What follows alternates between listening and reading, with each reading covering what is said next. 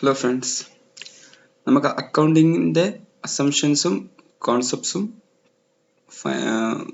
പ്രിൻസിപ്പിൾസുമാണ് ഇന്ന് ഡിസ്കസ് ചെയ്യേണ്ടത്. അതിന് മുന്നേ അക്കൗണ്ടിങ് എന്താണെന്ന് നമ്മൾ പഠിച്ചു കഴിഞ്ഞു. അതായത് അക്കൗണ്ടിങ് എന്ന് പറഞ്ഞത് കമ്മ്യൂണിക്കേഷനാണ്. ഫൈനാൻഷ്യൽ ഇൻഫർമേഷൻസ് കമ്മ്യൂണിക്കേറ്റ് ചെയ്യുക. അതിനു മുന്നേ നമ്മൾ ഫൈനാൻഷ്യൽ ഇൻഫർമേഷൻ ട്രാൻസാക്ഷൻസ് നമ്മൾ റെക്കോർഡ് ചെയ്ത് നമ്മളത് സമ്മറൈസ് ചെയ്ത് നമ്മുടെ മാനേജേഴ്സിന്, നമ്മുടെ ഷെയർ ഹോൾഡേഴ്സിന്, നമ്മുടെ ബാങ്കിന് വേണ്ട ഇൻഫർമേഷൻസ് കൊടുക്കുക, ഗവൺമെന്റിന് വേണ്ട ഇൻഫർമേഷൻസ് കൊടുക്കുക എന്നുള്ളതാണ് അക്കൗണ്ടിങ്ങിലൂടെ ഉദ്ദേശിക്കുന്നത്. ഇനി ബേസിക് അസംഷൻസിലോട്ട് പോകാം. അസംഷൻ എന്ന് പറഞ്ഞാൽ താഴെ പറയുന്ന ഒരു 4 അസംഷൻ കാണും. ആ അസംഷൻ എന്ന് പറഞ്ഞാൽ ബേസ് ആണ്, the pillars, foundation pillars on which the structure of accounting is based. അതെന്തൊക്കെയാണെന്ന് നോക്കാം. ഒന്ന്, accounting entity assumption. Accounting entity എന്ന് പറഞ്ഞാൽ business is treated as a unit or entity. ബിസിനസ്സിനെ നമ്മളൊരു യൂണിറ്റ് ആയിട്ടാണ് നമ്മൾ മനസ്സിലാക്കുന്നത്. എന്നാലേ നമുക്കിപ്പം നമ്മുടെ ഓണർ ഒരു 50,000 രൂപ ബിസിനസ്സിന് വേണ്ടി കൊണ്ടുവന്നാൽ നമ്മൾ ഓണറിന്റെ പൈസയാന്ന് പറഞ്ഞ് കമ്പനിയുടെ പൈസയല്ല അത്, നമ്മളത് ലോണിലാണ് കാണിക്കുന്നത്, അതായത് ക്യാപിറ്റൽ ലൈബിലിറ്റിയിലാണ് കാണിക്കുന്നത്. എന്തെങ്കിലും കാലത്ത് ഈ 50,000 രൂപ ഈ ഓണർക്ക് തിരിച്ചു കൊടുക്കണം. കാരണം എന്താണ്? ഓണർ വേറെ, ബിസിനസ് വേറെ.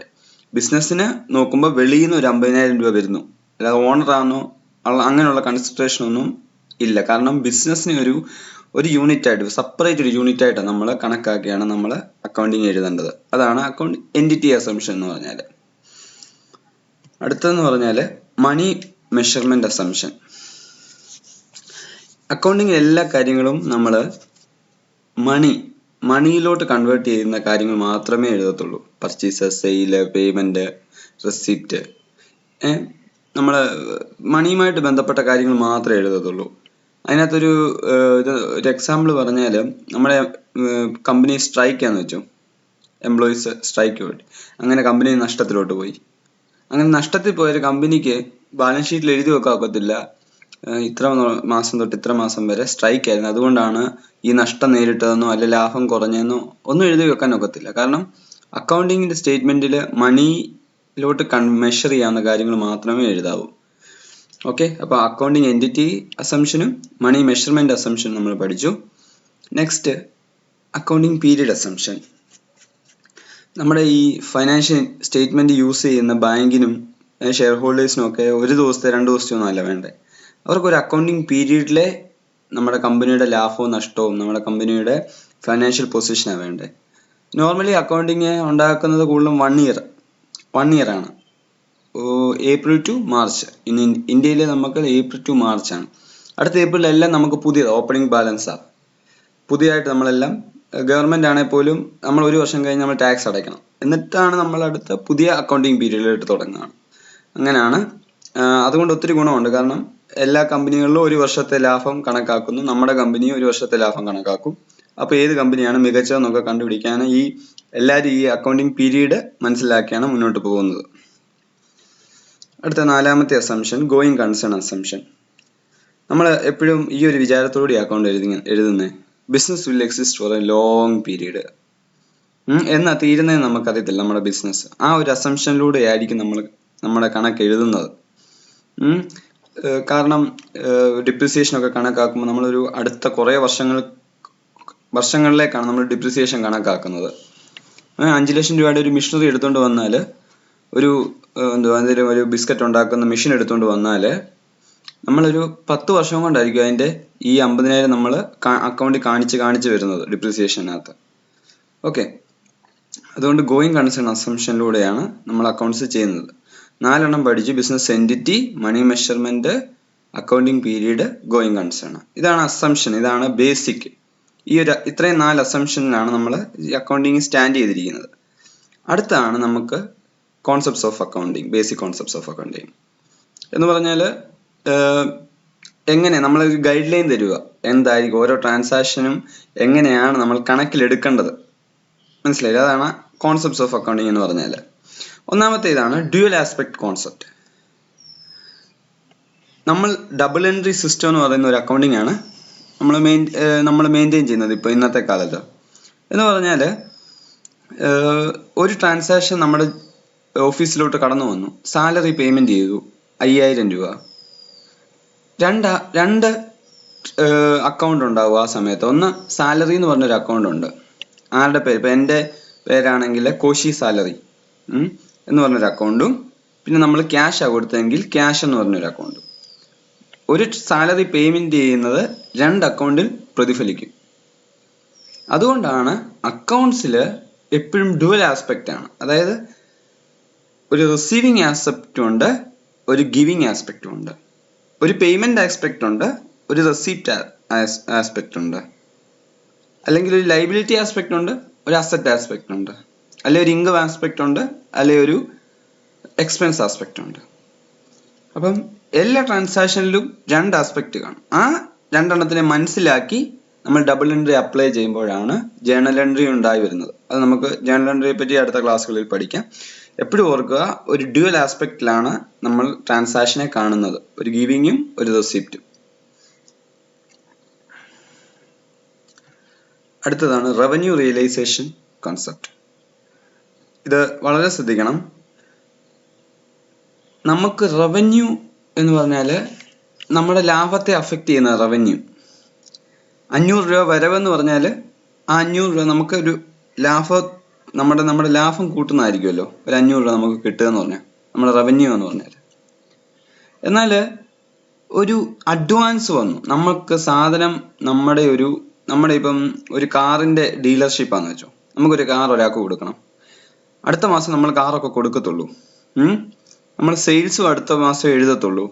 പക്ഷെ ഒരാൾ വന്ന് ഒരു ഡൗൺ പേയ്മെന്റ് നേരത്തെ തന്നു, ഒരു അഡ്വാൻസ് 25% രൂപ നമുക്ക് അഡ്വാൻസ് തന്നു.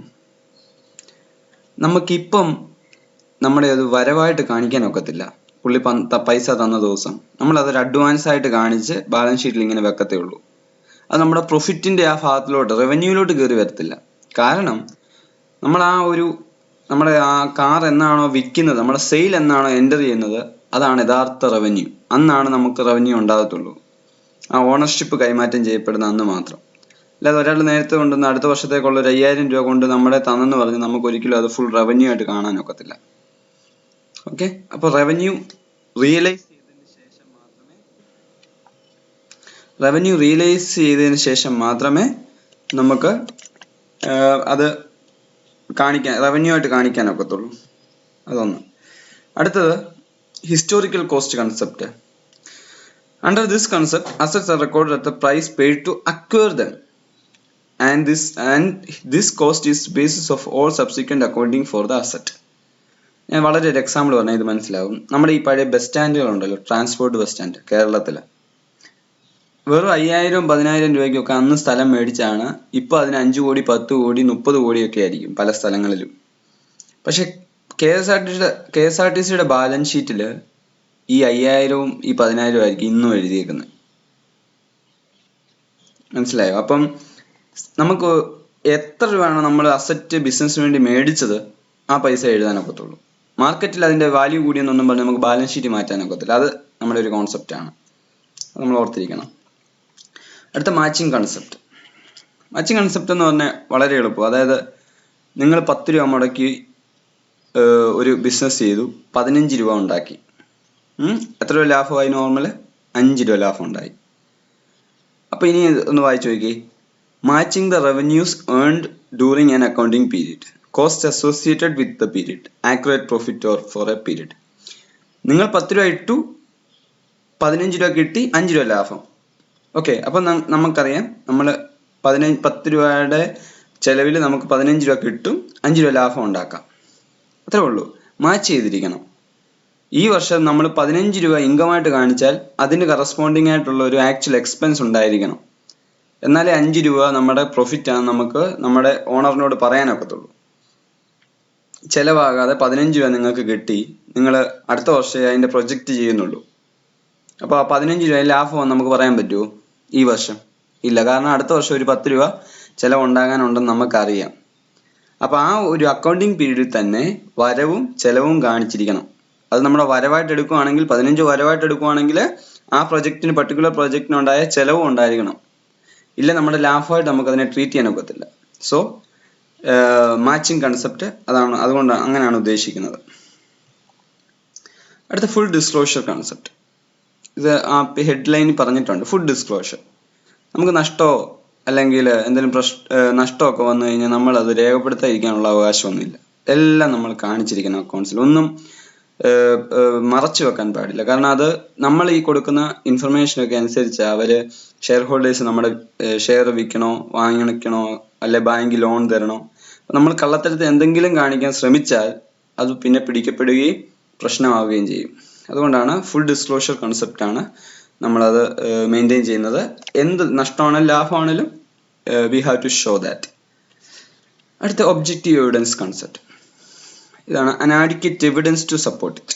നമുക്കറിയാം ട്രാൻസാക്ഷൻ എന്ന് പറഞ്ഞാൽ എന്തുവാ, നമ്മൾ പേയ്മെന്റ് ചെയ്യുന്നു അത് ട്രാൻസാക്ഷൻ, നമുക്ക് ഒരു സെയിൽ നടന്നു അത് ട്രാൻസാക്ഷൻ, നമ്മൾ പർച്ചേസ് ചെയ്തു അത് ട്രാൻസാക്ഷൻ.